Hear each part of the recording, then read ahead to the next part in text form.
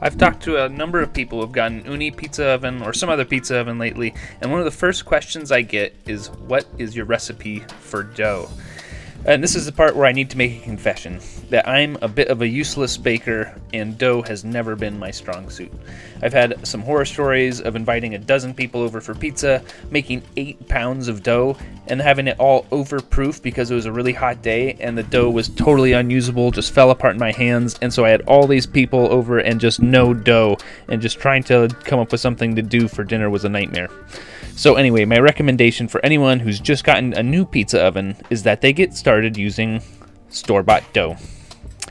So here's my rationale. There's a lot of variables when you're making pizza, especially in an outdoor oven. So I've also had people tell me that they had tried store-bought dough and just not had any luck. Or they tried it and they didn't like it, they didn't think it tasted good, it was hard to stretch, they didn't, whatever.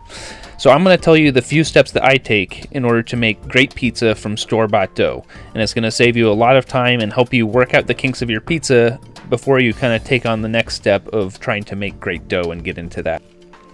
So different stores all have their own doughs, and no, they are not all the same. A lot of them can taste different, and some are better than others.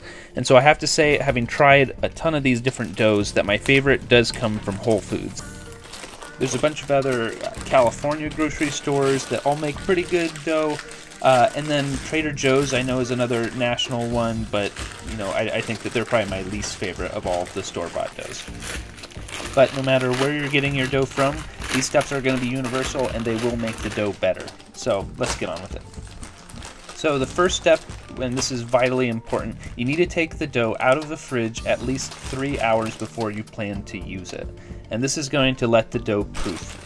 If you don't do this step, the dough is going to be impossible to stretch. I'll show you some video of what that looks like when you try to stretch the dough when it hasn't had time to proof, when it's still cold. It's going to be very hard. You're going to feel it fighting you in your hands, and then as you are pulling it, you're going to start developing really uneven areas where some areas are really thin and some areas are really thick, and you're not able to stretch it evenly. That's going to happen when you have dough that's not proofed correct.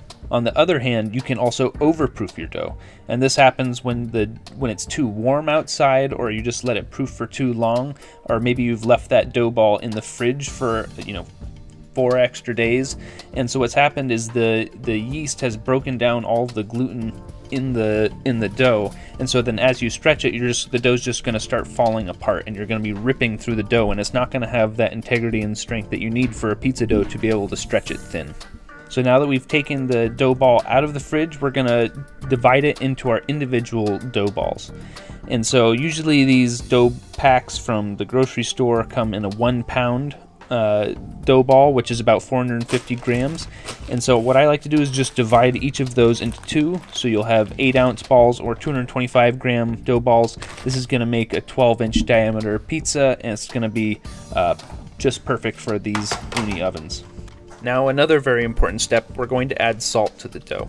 Every store-bought dough that I've tried is just criminally under-seasoned, which gives you a crust that you don't even want to bother with. You can incorporate salt into the dough now, or you can season it after you've stretched the dough too, and before you've added the toppings. I'm going to take a pinch of kosher salt and just incorporated that into the dough as I start forming my individual dough balls. So to form the dough balls, you're going to take a small amount of flour, not too much, and you're going to dust the surface of your counter. Place the dough down onto it, and so you're going to have one side that has a little flour on it and the other side is no flour. So the floured surface is going to be the top of the dough ball. So we don't want any flour on the side that's facing up. So now you can take the edges and start pulling them down and tucking them into the underside of the dough ball. And as you keep on pulling from the edges and pulling from the edges and working it into the bottom, you'll notice the top of the dough ball starts to form a really tight, even surface. So once you have a ball that looks like this, lightly oil a pan or a sheet and lay out your dough ball. After all the balls are done, lightly oil the tops of the balls, and then you can cover it with the shrink wrap. Wanted to make sure I showed off my cool shrink wrap door that I made in this video.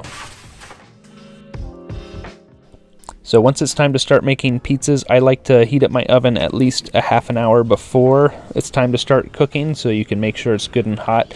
There's nothing worse than having your oven not be hot enough when you put that first dough in there.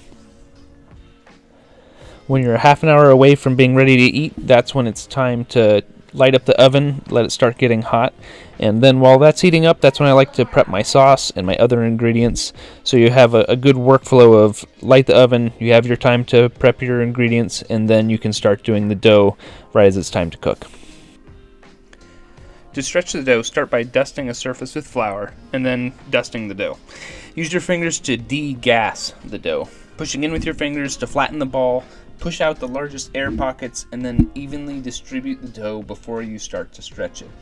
This is something you can come back and do a couple of times if you need to throughout the process to kind of redistribute the dough if you're ending up with a lumpy dough that's not being stretched evenly. Now you can pick up the dough ball and start to stretch it. At this stage I like to use my fists and slowly pull apart the dough over my hands to stretch the dough. I'm not using my fingers as much so that the pressure is spread out more evenly and I'm not going to create any thin spots. As the dough starts to expand, then you can take your fists and open up your hands and spread your fingers to stretch the dough wider. This will support the dough in all directions and just lets you stretch it more evenly and gently. This is kind of the technique that you'll use when you toss the dough too. You'll kind of twist and throw and open up your hands to spread the dough out. And so you can kind of practice that tossing motion while you're doing this. Spinning and tossing the dough totally isn't necessary to stretch the dough, but you know, it does look pretty cool. The last technique that I'll use for stretching is when the center of the dough is thin, but the edges are still pretty thick. So I'll just work my way around the edges of the dough, gripping it and stretching out just sections at a time of the dough, and then work my way around the entire pie. So that's it. Your finished dough should be around 12 inches in diameter. My last tip is that if your dough is having a really hard time stretching, just try stretching it halfway, so around like 6 to 8 inches in diameter, and then just let it rest for a couple minutes without working it. And in that time your dough will relax, and when you come back to stretch it, it'll really stretch a lot easier. So now just dust a pizza peel with some semolina flour, which is just a coarser ground flour. They won't burn as easy when you put it in the oven. And then you can go ahead and decorate your pizza, and good luck to you. So try out these tips and let me know if this helped you to get the most out of your store-bought dough. Please leave a comment on the video, drop some likes. It really helps other people to get to see the videos that I'm making. Also, hit that subscribe button and the notification bell so you always get notified whenever I drop a new video. So thanks for watching, and good luck with that next pizza.